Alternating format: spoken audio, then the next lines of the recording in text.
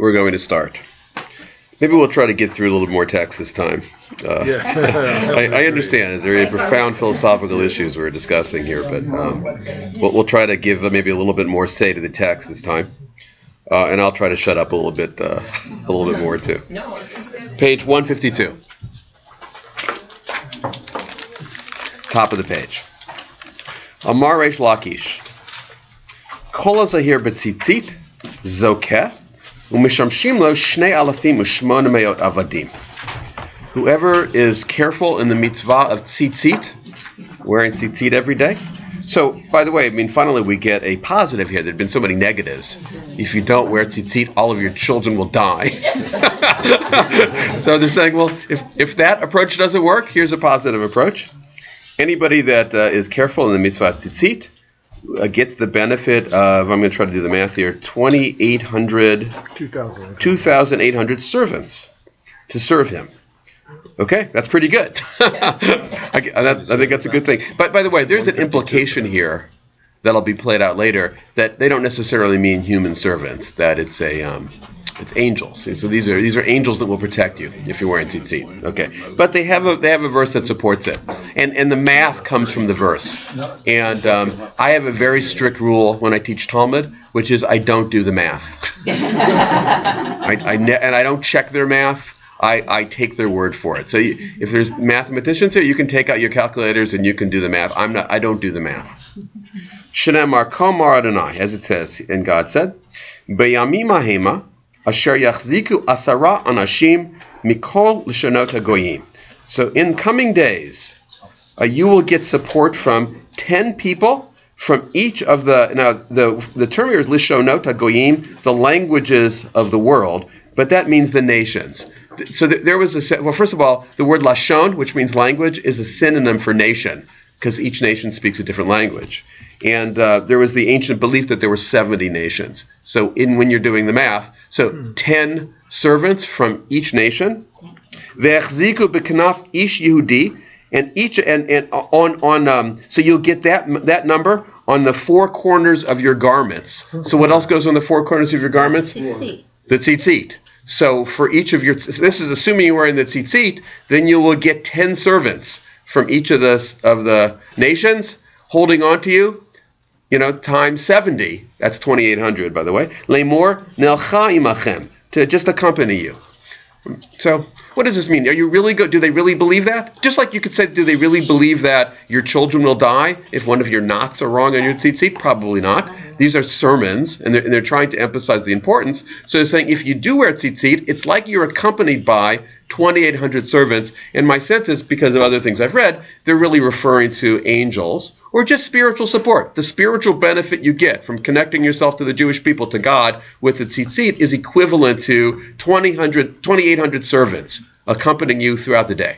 Okay? Now, a bit of a summary of what we've done, and then also moving forward with it. So page 152, second paragraph. Siman. Okay, siman is the Talmudic word for, it just means symbol, but it's mnemonic.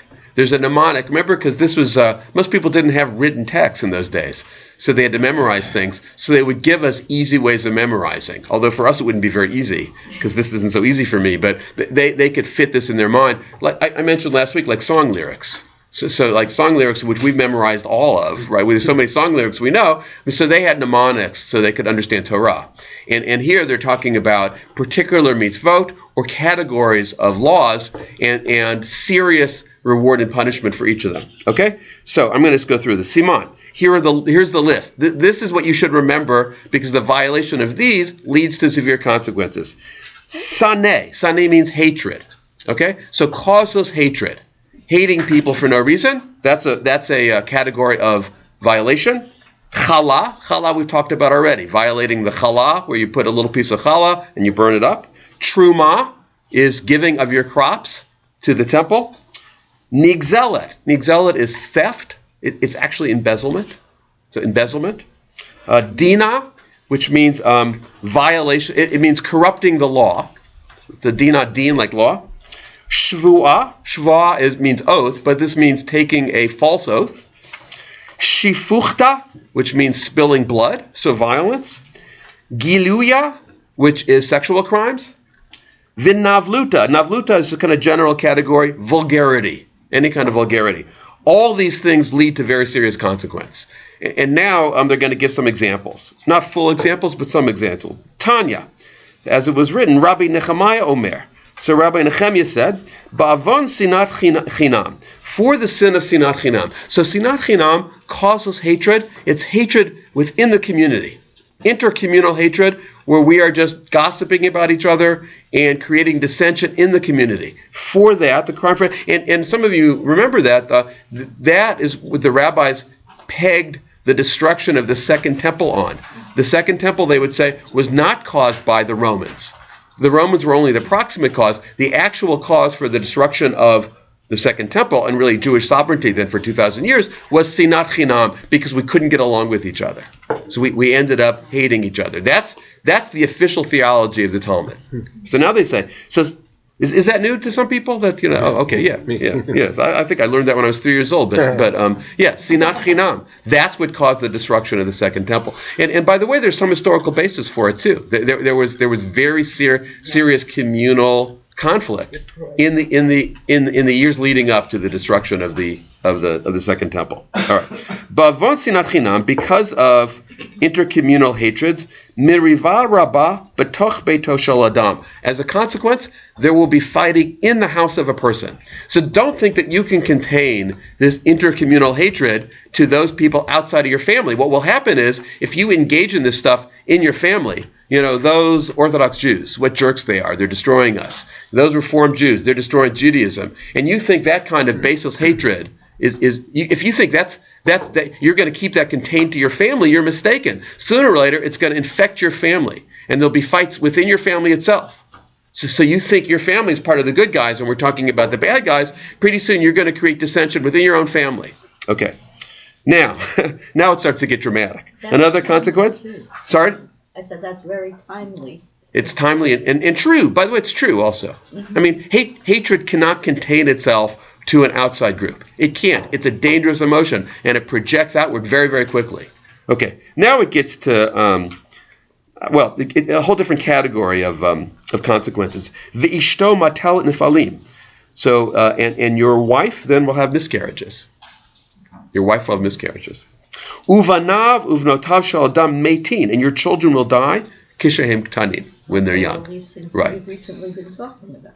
Yeah, right, exactly. So, so first of all, they say something I think very rational, which is that if you're a household that conveys hatred, it will infect your own household. Then I think it warps into a kind of superstition. I think what we would call a superstition is, and by the way, that's why your children die young, and by the way, that's how you have miscarriages. Now, you could have homiletic readings where, in other words, not rational readings, not cause and effect readings, but homiletic readings that would say something like, well, if you cause hatred in your own home, eventually there'll be hatred. If you cause hatred, intercommunal hatred, then that's going to lead to civil war. Your children are going to go off to battle. They're going to die. They're going to be killed. The stress will cause your wife to have miscarriages. So you could read it that way too. There's also some interesting sort of sermonic material here. I would say there's a combination of both practical logic, rationality, hatred can't be contained, and there's still a sense of, God works in the world through what we today call superstitions, but what they would call cause and effect, consequences. Okay, let's keep going. Rabbi Elazar ben Rabbi Yehuda Omer. So Rabbi Elazar, the son of Rabbi Yehuda, says, Ba'avon chala ein bracha b'mechunas. Because of the sin of chala. So chala is not offering that. It's interesting how it goes from sinah, hatred, which we all embrace and understand, yes, that's very wise, to something sort of minute and ritualistic, which is just taking off that little piece of challah, burning in the oven. If you don't do that, there will be no blessing on your harvest. And not only that, I guess they left the positive reinforcement a while ago and saying maybe we got to go back to that negative reinforcement again, back to the fire and brimstone. Yeah, it's like negative advertising right. Is more effective than That's right. We'll get back to the positive, positive consequences, but the negative consequences outnumber in the Talmud the positive consequences. Okay, not only that, will there not be a blessing on your crops? There will be a curse on your barley. V'zorim zarim v'acharim ochlim. You will plant, but other people will reap and sow and eat. Okay, that's a very common curse, both in the Talmud and the Bible. You'll do all the work, and someone else will benefit from it. Yeah, and you think of a working person's life, and you think that's a terrible curse. I do all this work, and I don't get to benefit from it. Somebody else benefits from it. Okay, so be careful with that challah thing. Shenemar. Now, of course, there's a verse. As it is written, Afani esezot lachem. I will do this to you. V'ifkadati alechem. I will make sure this happens to you. Behala. Now, all sorts of synonyms for crop disasters, drought. So behala is a drought. Et shachefet, diseases. Kadachat, diseases. Mechalot einayim, things that are so bad they will close your eyes. Umidivot nafesh, and you will become weary. Uzaratem larek, and you will plant in vain. Zarachem achalu oiveim, and your enemies will eat what you planted. Okay, so a quote from a verse taken out of context clearly, but a punishment. Now they unpack the verse. Al tikri behala. So actually the word there shouldn't be behala, which means kind of a drought. Ella bichala. All they do is they take that hay and they fill in the little thing on the hay. They change it to a chet, and it becomes bichala. And as a consequence of you violating the mitzvah of chala, putting that little piece in, all these terrible things will happen to your crops. Okay. Fortunately, I'm not a farmer, so I've never had to even experiment with this, but that's the claim. Okay. Ve'im notnim, so here's something positive, but if you do give, mitbarchim. All you got to do is give that little bit of challah, and then your crops will be blessed. Shene amar, and now they have a quote. Reshit arisotechem, the first of your crops, titnu lekohen. Give it to the priest. Give your first of your crops to the priest. Lahaneach bracha al beitecha, to give a blessing on your house. So if you remember, the challah, giving the challah is reminiscent, since we don't have a temple anymore, of giving the first of your crops to the high priest. So I promised I would shut up a bit today and just read the text, but I do want to tell you one story that, and it was interesting. It was very early in my rabbinic career, and I was a high holiday rabbi at a small community, and there was home hospitality, so I was staying with this guy, lovely guy, lovely family, and he was talking to me, and he said he'd had a talk with. First of all, he told me, I'm considering just keeping Shabbat totally now. And I said, it's great. I think it'll add a lot to your life. And it's not just a way to identify Jewishly, but it's also a way to just bring a real strong spirit weekly to your life. So I was encouraging. And he said, yeah, the problem is that I own a business, and I will suffer. I know I will suffer financially if I close my business on Shabbat. And I'm really worried about that. And then he told me, but the thing is that, I had a talk with another rabbi, a Chabad rabbi. I had talked with another Chabad rabbi, and I was telling him my fear that, I closed my business, and my business can't function, it can't survive if I'm closed on Shabbat. And the Chabad rabbi assured me, if you close on Shabbat, your business will do better. He assured me that. You will make more money if you close on Shabbat. And then he said, what do you think? So I'm, 26 years old, and it's one of my first rabbinic jobs, and so here's what I think I said, but maybe I'm just remembering it to my favor. I probably said, gee, I don't know, but but no. So I think what I said was that, you know what, I can't guarantee you that your business is going to do better. How can I tell you that? I don't know. I'm not, I can't do the economics of it. I haven't done the business study. I have no idea. I can tell you that I'm pretty sure you'd be happier.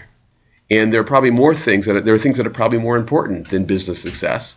And when you're looking at Shabbat, you're looking at family, you're looking at your relationships, you're looking at your wife, you're looking at your children, and that's what you should be focusing on. But I can't guarantee you that your business is going to succeed. So the other rabbi, was kind of reading this in a literal way. Give a little bit of challah and your crops will succeed. That's a very literal reading. I would say fundamentalist reading. And I think there's other ways to read it, other ways to approach it, that you can have a happier life and that there are more important things than money. And so what did he do? That's what I wanted to know. He went bankrupt and got a divorce. And I'm just kidding. I'm just kidding. I was an itinerant rabbi in those days. I spent a couple days with them during the holidays, and that's what happened when I was in rabbinical school. So honestly, I don't know what happened.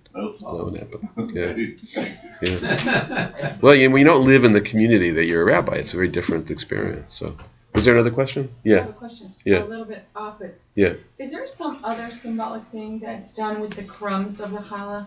No. I mean, there are customs. Everybody's got customs.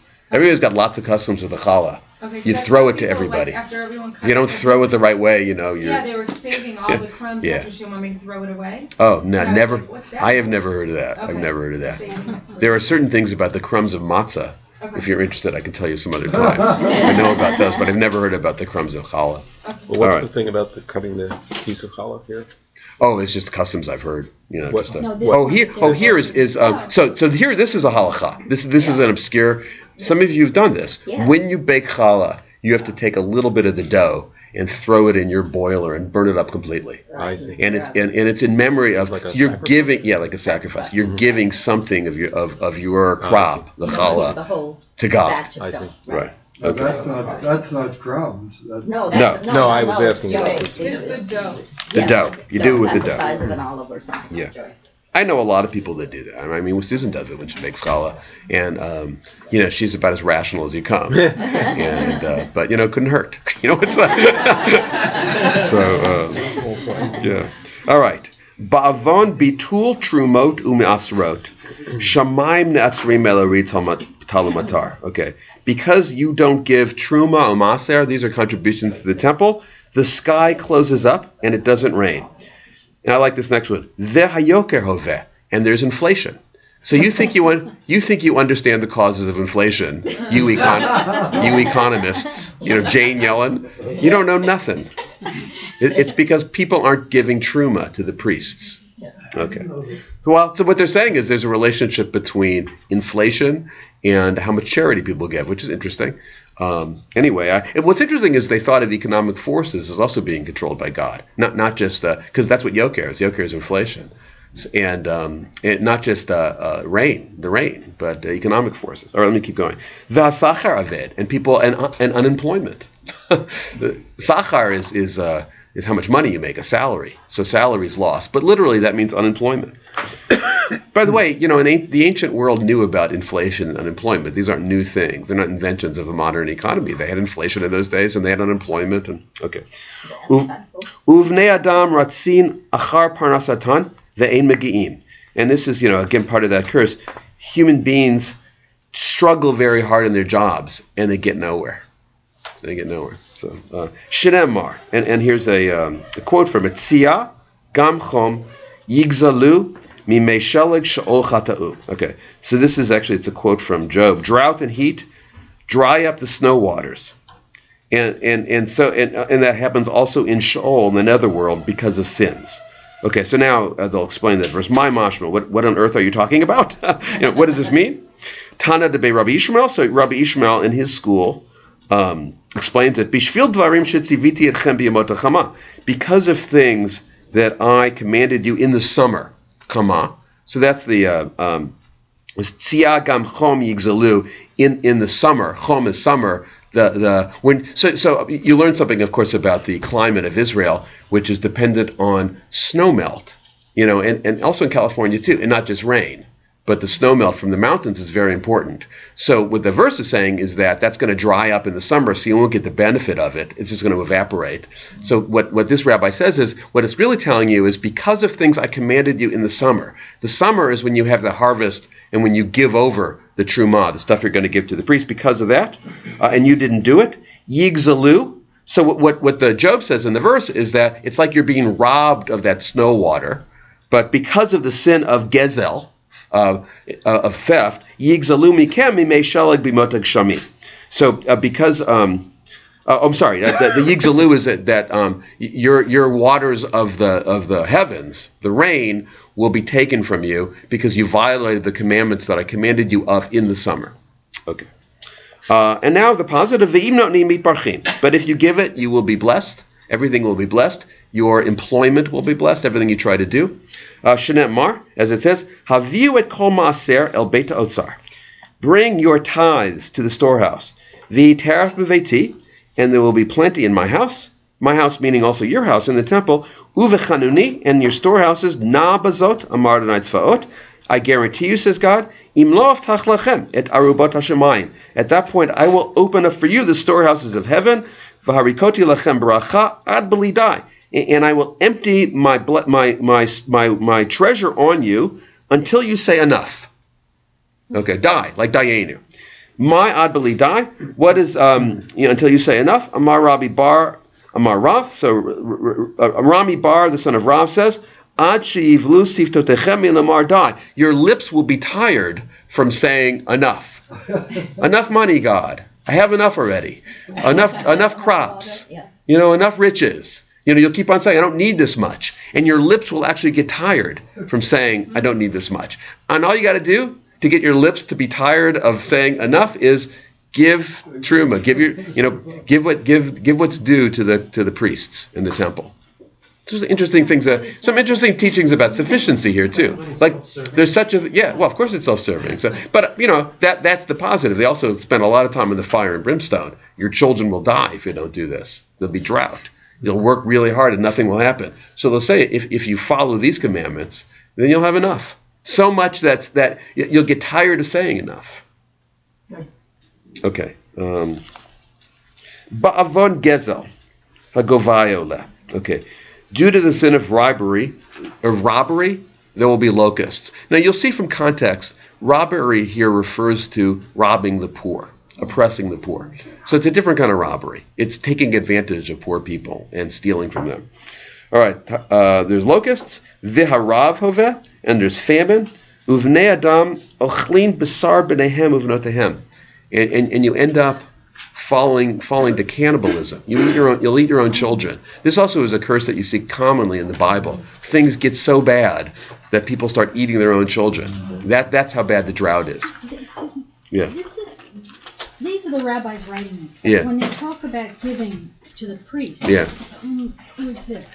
So it's entirely anachronistic. There's no temple then. There's no priests. So they're saying when and if we rebuild the temple and we reinstitute the whole sacrificial system, the system of the priests, then these things will become important again. Right now, they're all they've got is the challah, a little bit of dough.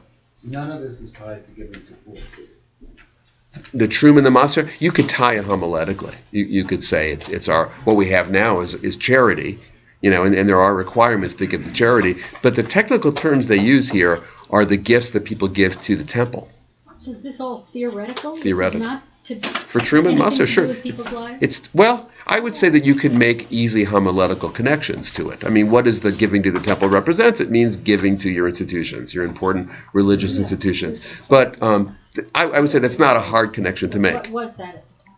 Oh, what was it? Synagogues, community centers. What we have now. Well, how about the so-called rabbis who, let's say, substitute for priests in Babylon, where they were living when they did some of this? Were any of them dependent on public donations, or did they all have to make their own living?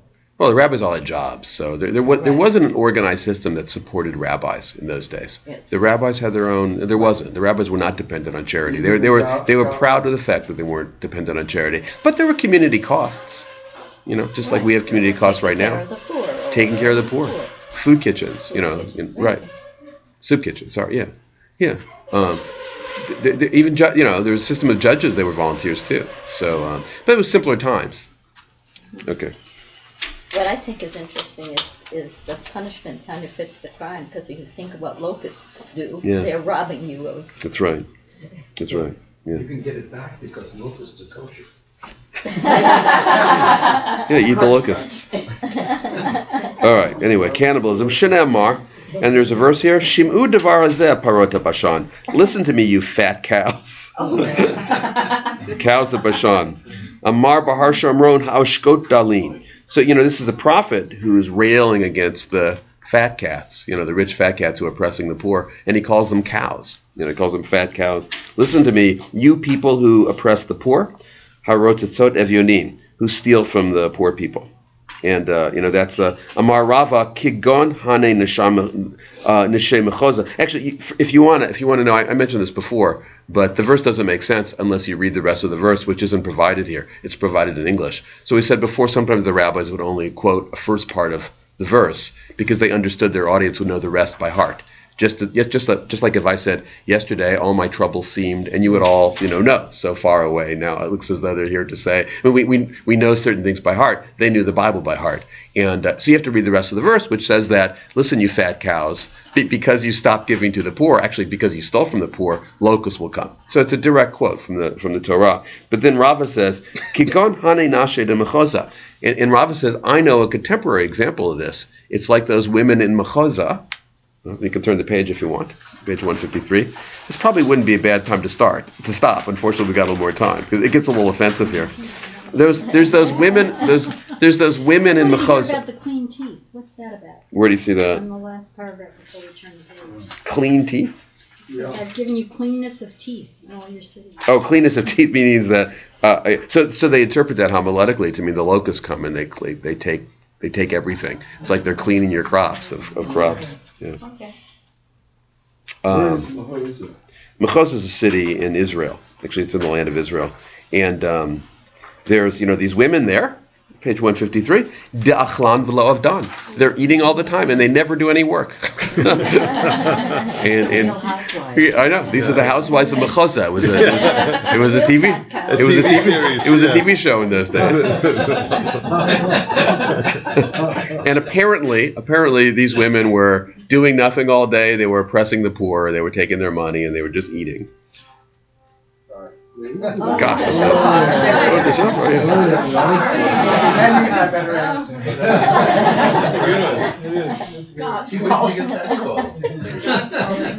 I think before we read about the housewives of Mechoza, we're going to stop and we'll read about We need to be fresh.